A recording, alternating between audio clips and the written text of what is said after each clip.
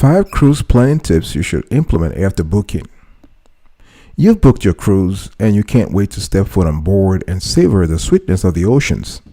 Cruise planning has become easier in the last 2 decades thanks to the internet and technological advances in sea transportation, but implementing a few planning tips beforehand will help you relax and have fun the minute you set sail.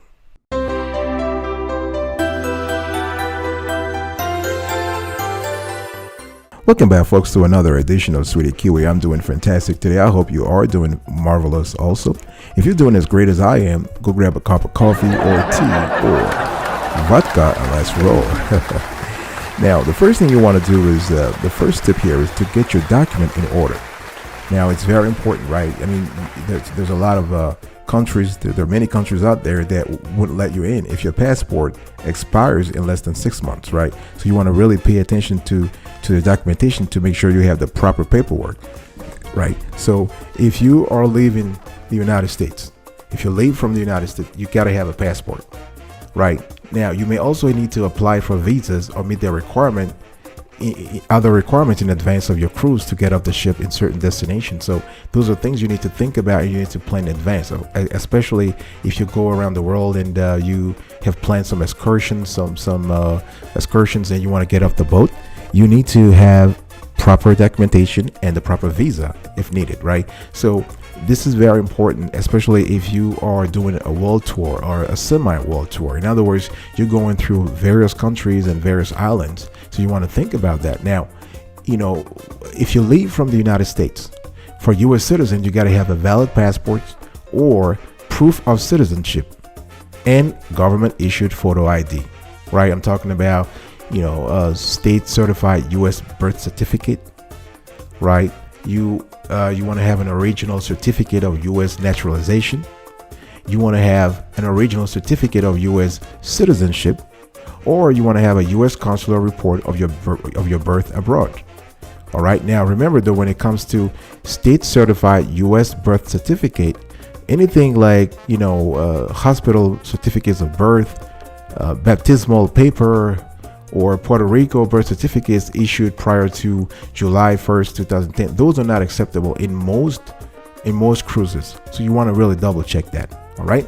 So either you have a valid passport or proof of citizenship and government issued photo ID, or you want to have if you travel around what's called the Western Hemisphere Travel Initiative, so the WHTI compliant documents. Right. So, for instance, a U.S. citizen under the age of 16 does not require a government issued photo ID.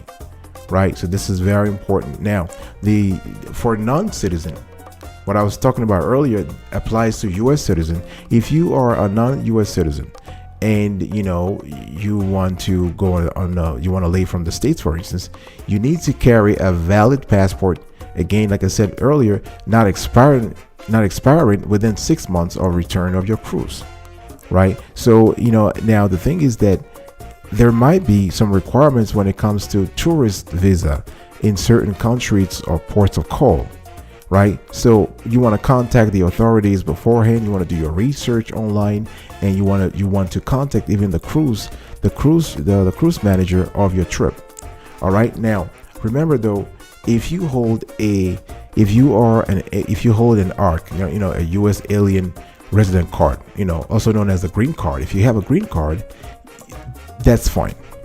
But what you want to do is that you have to have that with you in addition to another government issued ID. If you don't, some cruise managers might not allow you to set sail or to step foot on board.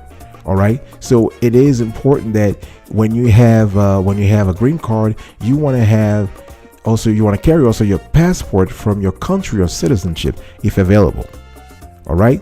Now you have to also think about some visas or travel permits to enter certain countries. All right. Another thing is if you have, for instance, let's take 2 countries that are important in the global cruise trips. I would say cruise industry. You have Canada and Chinese citizens, for instance. So Canada has a Canadian residency permit, that's their green card. And if you're not in possession, if you hold that CRP and you're not in possession of your permanent resident papers or a valid temporary resident visa, you will not be accepted on board, especially if the ship visits any Canadian port during the cruise. So you want to really pay attention to that. When it comes to Chinese citizens, it really depends on where the ship is going, and whether the ship is coming to the States or Canada or other countries. Long story short, what you want to do is you want to get the itinerary of the ship. You want to get all the excursions that you might be interested in it, and see, based on your citizenship status, whether or not you need a visa, whether or not you carry the right passport, and whether or not you are in a ship in terms of regulatory compliance. And you make those decisions beforehand. Remember, like I said, the passport should not be expiring within 6 months of return of your cruise, right? All right, I'll be right back right after this. Don't go anywhere.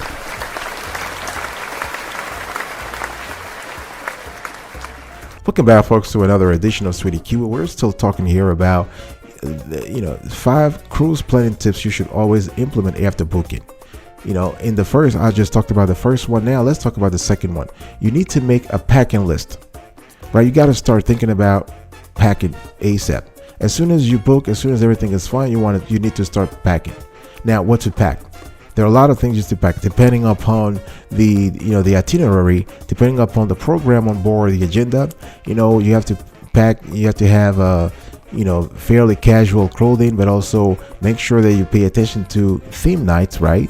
If some theme nights are taking place during your cruise, you want to dress accordingly. This is very important. If there are other parties, I'm talking about discos or 80s or 90s or 70s, whatever it is, you want to dress accordingly. If there is a Halloween party going on, you want to dress accordingly, right? So when it comes to clothing, we actually dedicated an entire show to the clothing, but I'm just going to quickly run through it here. So basically, you want to have everything as casual as possible, right? You want to have, you can pack a sweater, you can have shorts, jeans and tops, khakis, jeans and tops, and casual shirts for men. For women, you want to have capri pants, regular pants, skirts, casual dresses, right? Swimwear is acceptable at the buffet and outdoor restaurant, but a shirt or cover up may not be, may be required actually. So also make sure that you pack a sweater, because the air conditioning sometimes can be chilly, right? Now, kids 12 or under can wear nice shorts on the boat. That's fine. All right. Now, when it comes to shore excursions, you want to pack accordingly. I'm talking about shoes, comfy walking shoes, right? You want to have closed-toed shoes, right? So you can check within the specific shore excursions for more information. If you're going to the jungle, you want to dress accordingly. If you want to dress, for any kind of injury or any kind of biting, mosquito biting, for instance. All right. For the theme nights, also, you want to dress accordingly. Now, there are other things you need to pay attention to. For instance, electronics, right? I'm talking about tablets. Just remember your tablets, the chargers, camera, spare memory cards, power converters. This is important, and batteries. Most ships have 2 types of converters, right? They have 110 volts, not the converters, the current. 2 types of current, 110 volts and 220 volts AC, right? Now, having said that, some high voltage hair dryers, electric rollers, and electric razors may require a converter, right? So you want to think about that. Now, in terms of a laundry and dry cleaning, basically the ship will have that. So you can have express same day service, or you can wait for 2 days or 3 days, right? You just have to let the ship know in advance, the management know in advance, so they can plan that for you. All right. Another thing you want to think about is the luggage, bag allowances, right? You want to check with your cruise manager what's the bag allowance rather, and also bring additional small bag for things like, medication, for things like, if you have your valuables, important documents, and need to have items. All right, so this is very important. I'll be right back right after this. Don't go anywhere.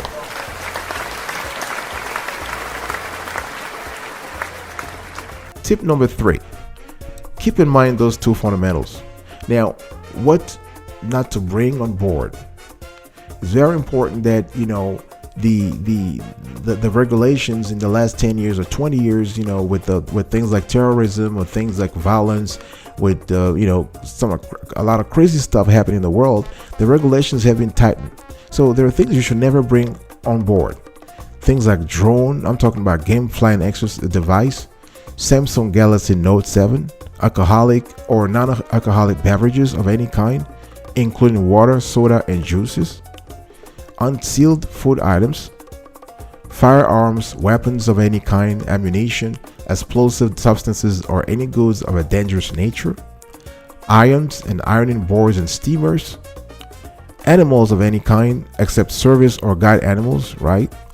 Large batteries, emergency position indicating radio beacons called EPRB, ham radios, satellite phones, transformers, lasers, and laser pointers. This is just a small list of things that are allowed. So you have to think about that. Just use your own judgment, right? Now, what's generally allowed on the boat? Anything that relates to your personal comfort, right? Anything that relates your clothing, things that you need, medication, those that are valuable, those are needed, is basically allowed. All right. So let's move on to tip number 3. Number 4. Tip number 4. You want to explore the ship online. Once you book, right, you want to make sure that you go online and kind of check the ship. You want to look at the different dining options, bars and lounges, pool areas, shops, spa facilities, or other special features, right? If they have racetracks or rock climbing walls. You want to check the rooms. A lot of cruise managers have websites featuring 360 views of the room, so you want to see what kind of room you have. If it's a mini suite, a balcony, ocean view, inside, studio, suite. You want to take a look at the deck plan. It's very important, right? So you want to really understand things like dining, entertainment, all the activities that are offered, spa, onboard shopping, very interesting, right? If you plan on shopping on board, you want to double check that also. So the idea is to really explore areas, to explore virtually, explore online areas that you would be interested in visiting or living in while aboard the ship. All right, so this is very important to check beforehand. I'll be right back right after this. Don't go anywhere.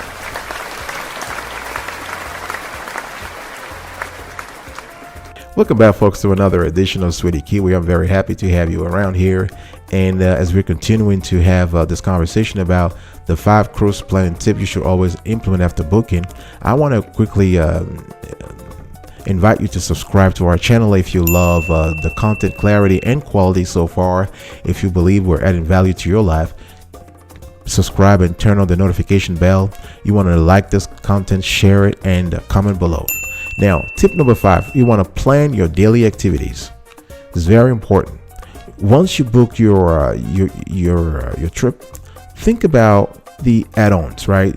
You can also book a shore excursions, right? You want to think about the amazing ports you want to visit, right? You want to think about the amazing islands and countries you want to visit.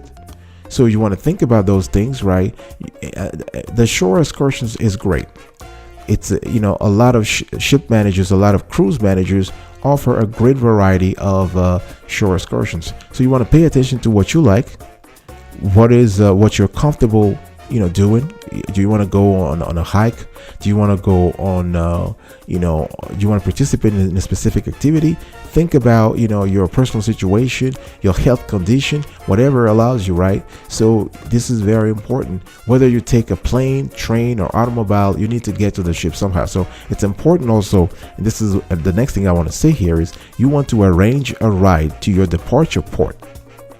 All right, whether you have a family member drop you, or you want to take the train, or you want to fly, it doesn't matter, but you have to do these things, right? And do these things beforehand. All right, do these things beforehand. And sometimes some cruise managers will allow you to shuttle, so they will shuttle you from the airport or the specific place all the way to the port. So you want to double check all these things beforehand. All right.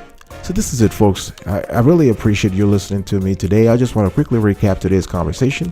So the 5 cruise planning tips you should always implement after booking are: get your documents in order, make a packing list. Keep in mind these 2 fundamentals: what not to bring on board and what's generally included in your cruise fare. Explore the ship online. That's number 4.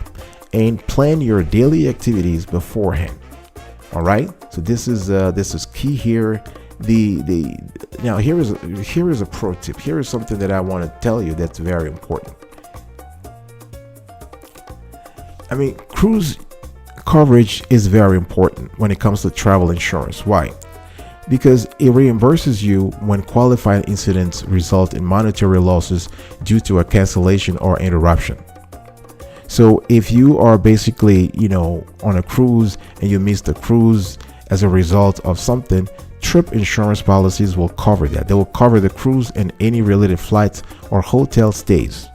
Now, travel insurance or trip insurance in this case is also good, because when you have unexpected events forcing you to cancel or delay your cruise, you can basically get, let's say for instance that a spouse or parents dies shortly before the departure date, or you have weather that prevents vacationers from reaching a port, right? So this kind of insurance, travel insurance, trip insurance, may also cover things like injuries, dental emergencies, sicknesses, and luggage theft. All right. So now, why, you would ask me, why should I get some kind of insurance? Now, the thing is, large vessels provide medical facilities, but they usually don't have adequate personnel and equipment to treat serious wounds or illnesses. So the thing is that, you got to return to land by medical evacuation, whether by helicopter directly from the ship or by plane from a port. Now, this kind of service, believe it or not, costs tens of thousands of dollars. And your regular health insurance generally won't cover this unless you have supplemental insurance. So the thing is that if the ship, for instance, is not near the United States at the time of emergency, a sick traveler may need to seek medical treatment in a foreign country. And as you know, most American health insurers, and Medicare for that matter, won't cover the foreign medical treatment under standard coverage. So this is where you need cruise insurance, because cruise insurance, definitely what it does is it eliminates or greatly reduces out-of-pocket expenses. All right. Now, so I'm just giving you all the possibilities and all the coverage approaches that are needed, that are afforded, by the way, with cruise insurance. All right. Now, if you think about it, cruise insurance is kind of similar to fire or flood coverage, right? Because it's like most customers never need to file a claim. However, it offers a very inexpensive way to eliminate a serious risk of financial hardship or ruin. All right. It also frees you, if you're a vacationer, it also frees you from worrying about unexpected costs, right? This is very important. So insurance usually increases the price of a cruise by anywhere from 3 to 10%, depending on various factors. So this is something you have to think about. Are you willing to spend 5% more of your cruise ticket to get, something very affordable, something very helpful? Because like I said, insurance is one of those things. It never happens, but the day it happens, you will be happy you had it. So think about it. All right. Thanks for listening to me, and I will see you next time. But until then, remember, stay marvelous.